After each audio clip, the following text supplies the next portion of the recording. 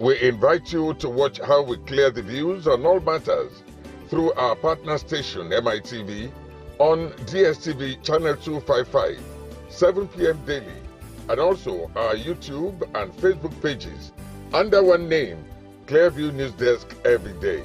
We call it The People's News, as we are available to come over and cover your events upon notice. Or do you have news you want us to broadcast? Send it in. We verify and go to town with it. All for you. Go ahead, engage us to thrash out those naughty issues on the news. And what we need from you is to share and subscribe. More important, convince your loved ones, friends, relatives, co-worshippers, and more to subscribe so as to be getting notifications as we break the news. Go a step further, like the news, and drop your thoughts on the comment section. Clearview News. We clear the view one time and for all time.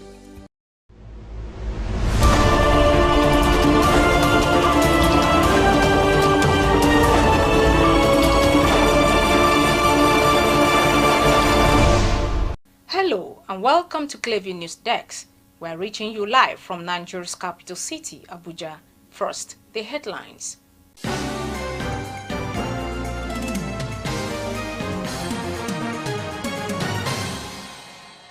Former Kogi State Governor Yahaya Bello finally honors EFCC's invitation, says, "I have nothing to hide."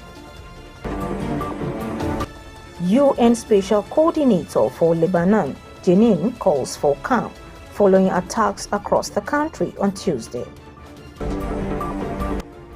Hip-hop producer Pharrell Williams lambasts American celebrities, making public political endorsements ahead of U.S. presidential election.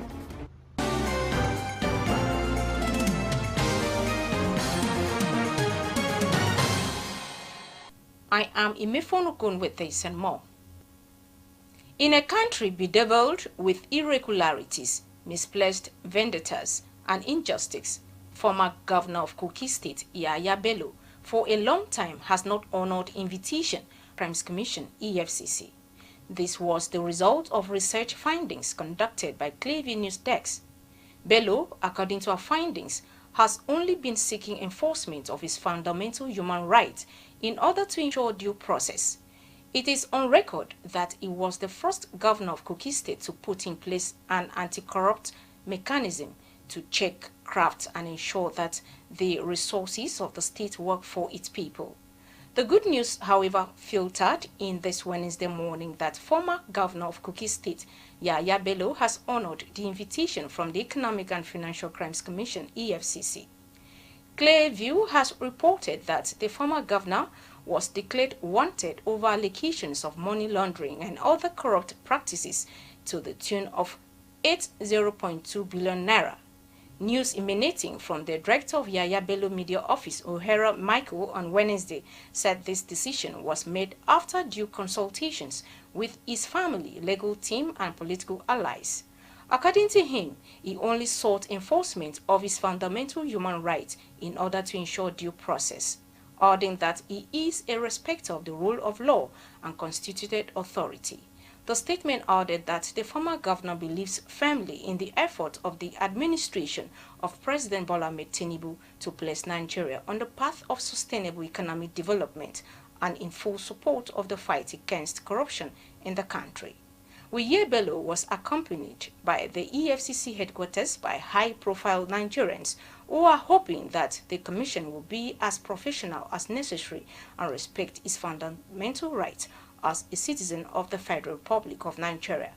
Details of his engagement with the operatives of the Anti-Graft Agency will be highlighted on this page and in our subsequent bulletins later at 7 p.m. on DSTV channel 255, MITV, and our YouTube and Facebook pages, Clearview News Desk. Following the controversial saga between the Dangote Refinery Limited and the Nigerian National Petroleum Company Limited, the National Civil Society Council of Nigeria has urged the Dangote Group to be bold enough to tell Nigerians and the entire world the cost of premium motor spirit, popularly known as petrol, which it sold to the NNPCL, at what price, and how much it intends to sell the petrol based on cost of processing. Hence, PMS is a global product and cost of producing a liter is known and in the public domain. The Director General of NCSCN, Blessing Akinlosotu, made the call at a press briefing in Abuja while applauding the NNPCL for not allowing Dangote Refinery Limited to exploit Nigerians. Clavy News correspondent has the details. With the news about the commencement of operations of the Dangote Refinery, Nigerians were generally made to believe that this will finally put an end to the era of fuel scarcity and as well reduce the pump price of premium motor spirit, popularly known as petrol. Addressing the media, the Director General of NCSCN, Blessing Akinlosotu, said the allegations and counter-allegations coming from both the Dangote Refinery Limited and the NNPCL over operational cost and pricing of products came to the Civil Society Council as a road show likened to a naked dance in public by concerned actors in the petroleum industry. Our findings show that as at the close of the day, NNPCL did not get the 16.8 million litre of PMS. 10. We demand Dangote Refinery to refute all the above and come out bold enough to tell Nigerians and the entire world how much PMS have been released to NNPCL, at what price, and how much it intends to sell the PMS based on processing economic reality. Since PMS is a global product and cost of producing a liter is known and in public domain all over the world. The following question begged for urgent and sincere answer from the management of Dangote Refinery Limited. Why is Dangote Refinery Limited waiting for a deal with another competitor, NNPCL Limited, to fix price of its PMS in a deregulated regime? Why are other petroleum product marketing companies in Nigeria shying away from buying from Dangote Refinery Limited, but prefer buying from NNPCL, even when Dangote Refinery Limited is in country and saving huge logistics and other costs? If Dangote Refinery is desirous of selling or making NNPCL Limited show off taker, at what price is he proposing and the agreement of domestic crude supply? The National Civil Society Council of Nigeria demand Dangote Refinery Limited to immediately answer the above questions and address issues raised, since the matter has been put in public space by both parties. Other stakeholders at the event therefore warned Dangote Refinery Limited to desist from blackmailing the NNPCL, but rather come clean about its fuel price. For NNPC to come in between to supply is that government has taken away subsidy, but will the people allowed to buy fuel at 1,003 in their own country, a product that they have? That is where NNPC need to step in as a supplier of last resort and say, Dangote, all of us know what we are doing here. We know what is being to produce this thing. Can you give us at least the minimum cost of producing in country? Recall, a lot of figure came out 760 and that. We have not gone to that because the crude for Naira will start 1st October. That has not started. The whole crude Dangote is selling out now is the one they bought in dollars. So the cost of their product, Dangote Refinery should come out and tell Nigerians without fear. They are a business, and tell Nigerians how much, based on the economic reality, how much they can sell. If putting all of this together, it is just like a scenario of you rob my back, I rob your back. But for one out of the two friends or colleagues, players of this business, that's NNPC and Dangote now, to jump to the public in attempt to blackmail the other, to pollute the mind of the citizen, is why we are here to say no. Let the whole truth be plain to the people. The Director General of NCSCN, Blessing Kilosothu, therefore expressed fear that if Dangote refinery continues to shortchange its supply, the country might face scarcity from next week. The Ogun State Police Command has arrested a man named Tahiru Amidu for allegedly engaging in unlawful sexual intercourse with a mentally unstable married woman in the Wode community. A spokesperson for the State Police Command, Omolola Odotola, confirmed the arrest to a journalist on Tuesday. It was gathered that the suspect allegedly exploited the survivor's condition to engage in non-consensual sexual intercourse on multiple occasions before he was apprehended by the men of the Wode Ekba division on September 12, 2024. The suspect was also accused of threatening to murder the survivor's brother-in-law, known only as Shoforhan, if he did not permit him to continue the act. Meanwhile, the police spokesman has assured that investigation into the crime was ongoing following the suspect's arrest. The Director General of the Committee on Sensitization, Obinna Nwaka, has solicited the collaboration of the Nigerian government for public enlightenment for the effectiveness of the local government administration in Nigeria to bridge the gap between the young people and the federal government, as well as ensuring peaceful coexistence and good governance in the country. Obinna, who made the plea when he led a delegation of young people on a courtesy visit to the Permanent Secretary of the Federal Ministry of Special Duties and Intergovernment Affairs, Mariam Kashoro, said through a vibrant local government administration, Nigerian youth and those at the grassroots will be carried along with the activities of the federal government. Clavy News correspondent was there and now tells us more. The Director General of Committee of Youth on Mobilization and Sensitization, Obinna Nwaka, said to curb rural-urban migration, reduce unnecessary agitation, especially among the youth and those at the grassroots. There is need to create a vibrant local government administration where those at the grassroots can feel the impact of the federal government programs, projects, as well as holding the local government chairman accountable. It's because of lack of effectiveness of local government administration in our system. Now that there is financial local government autonomy, this is the time for us to do it, to go back to our roots in collaboration with the ministry, championed by the ministry. Let the people know that there is more responsibility by the local government chairman. There's more responsibility by the local government administration. The fact money that is going to be given to them every month, they should hold their local government chairman, administrator responsible and accountable. Not every month, whenever there is protest, agitation, they'll be running to Abuja to come and protest. There's no borehole in their community. There's no good road in their community. Let us go back and enlighten them. Let us be a bridge between the local government, we and the ministry. Let the ministry mandate them to do what, to do the needful. So we are appealing to you to also consider Haja Walida Siddiq Isa for Nigeria National Merit Award.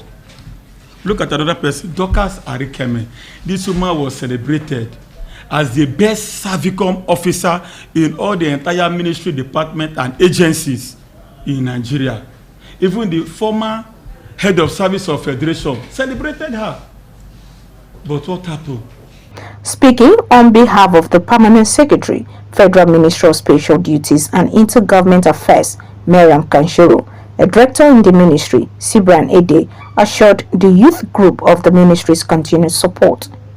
Those local government councils are supposed to deliver to the very citizens that are nearer to them.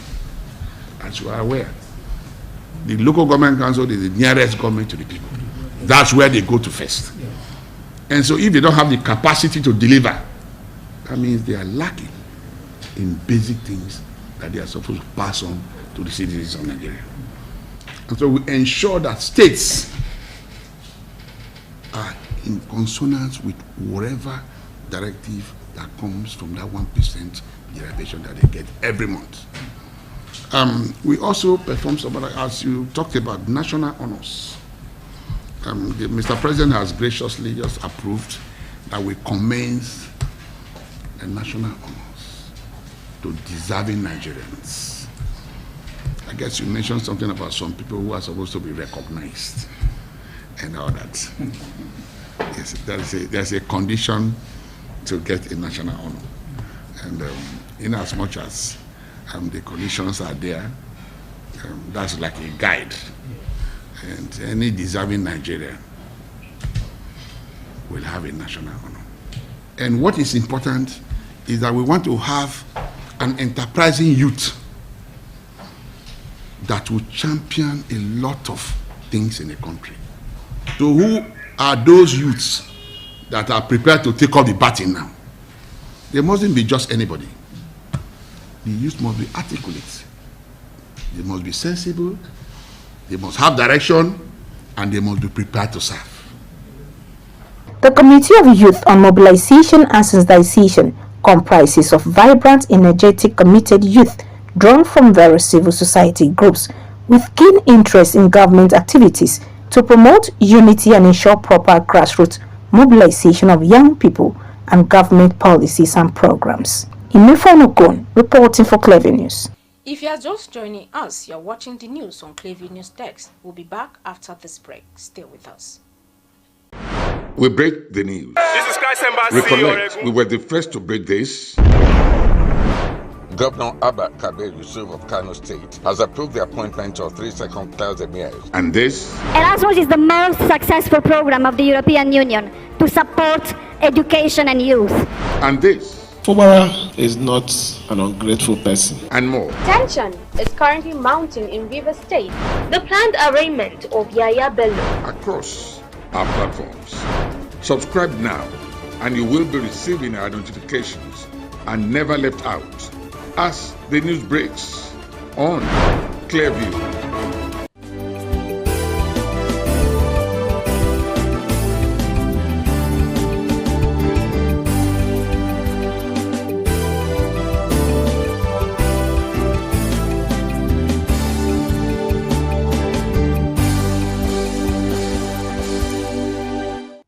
Welcome back. Once hip-hop's flashy impresario, credited with commercializing the music genre, Shendidi Combs, in what can be described as a beaming star, currently faces a series of lawsuits bordering on sexual assault and trafficking accusations. Clevy's Florence Joshua beams the spotlight on Cindy Combs, professionally known as Diddy. The music mogul's arrest in New York on Monday follows a raid and march by armed federal agents on his luxury properties in Miami and Los Angeles, suggesting an investigation into his activities was underway. Details of the charges against Combs have been revealed with the arrest and heavily publicized raid on his homes, marking a rapid downfall for the powerful mogul who in recent years has made efforts to rebrand as Brother Love. Today I'm announcing the unsealing of a 3-count indictment, charging Sean Combs with racketeering conspiracy, sex trafficking, interstate transportation for prostitution. The indictment alleges that between at least 2008 and the present, Combs abused, threatened, and coerced victims to fulfill his sexual desires, protect his reputation, and conceal his conduct. The 54-year-old founded the Bad Boy record label in 1993, with proteges including the late notorious B.I.G. and Mary J. Blige, and it's credited with ushering hip-hop into the mainstream. Over the decades, the artist, who gone by various monikers including Puff Daddy and P. Diddy, amassed vast wealth attributed to his ventures in the liquor industry. But despite his effort to cultivate an image of a smooth party kingpin and business magnate, multiple lawsuits describe Combs as a violent man who used his celebrity status to prey on his victims. He's a monster. He's literally a monster. The billionaire rapper. Oh, savage! Oh! Now facing some serious music. This man is going to go down. He has no major conviction, but has long been trailed by allegations of physical assault dating back to the late 1990s. Last year, the floodgates opened after allegations by singer Cassie, whose real name is Cassandra Ventura, accusing Combs of subjecting her to more than a decade of coercion by physical force and drugs, as well as the 2018 rape.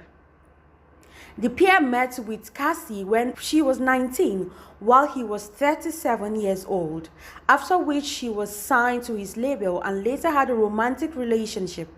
The bombshell suit was quickly settled out of court. However, a string of similar lurid sexual assault claims followed, including one in December by a woman who alleged Combs and other gang raped her while she was 17.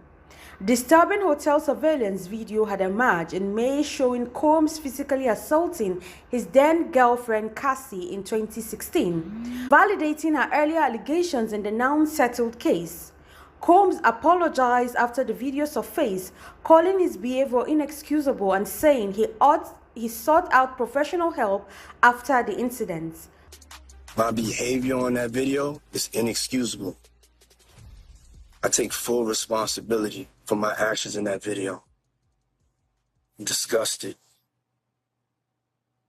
I was disgusted then when I did it. I'm disgusted now. The rapper is also facing a string of civil lawsuits that characterize him as a violent sexual predator who used alcohol and drugs to subdue his victim.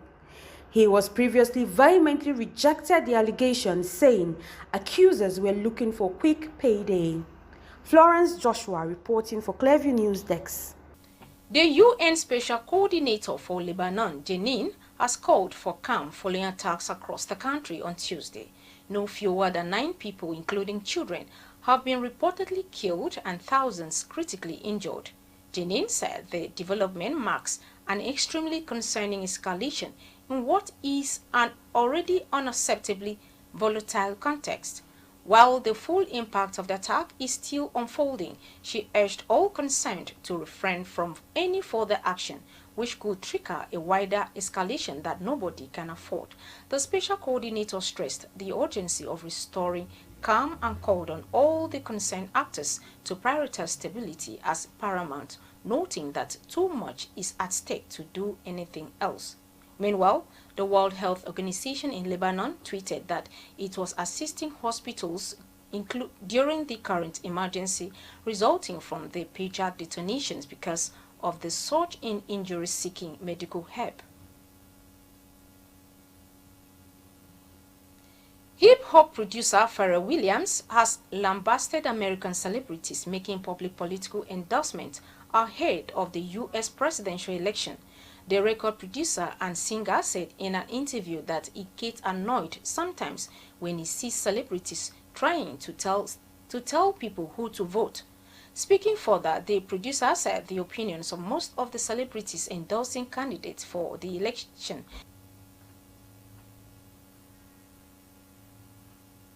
And that's the news, but before we go, a recap of the top stories.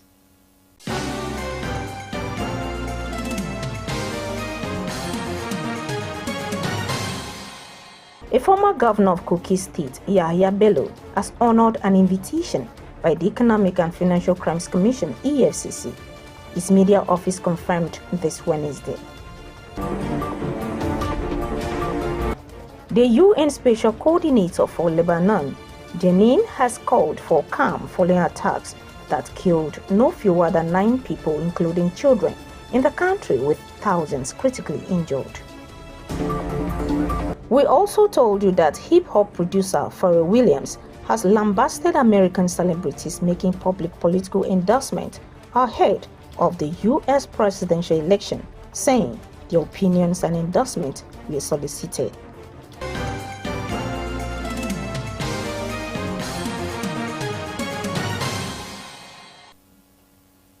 You can follow up on latest events and happenings around you via social media platforms on Facebook, Instagram and YouTube at Clearview News Desk, or via handle on X, formerly known as Twitter, at Clearview Online.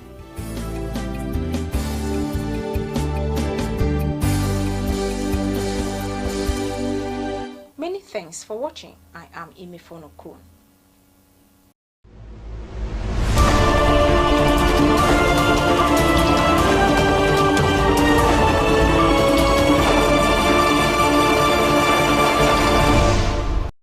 We invite you to watch how we clear the views on all matters through our partner station MITV on DSTV channel 255, 7 p.m. daily, and also our YouTube and Facebook pages under one name, Clearview News Desk every day. We call it The People's News, as we are available to come over and cover your events upon notice. Or do you have news you want us to broadcast? Send it in. We verify and go to town with it. All for you. Go ahead, engage us to thrash out those naughty issues on the news. And what we need from you is to share and subscribe. More important, convince your loved ones, friends, relatives, co-worshippers, and more to subscribe so as to be getting notifications as we break the news. Go a step further, like the news, and drop your thoughts on the comment section. Clearview News. We clear the view one time and for all time.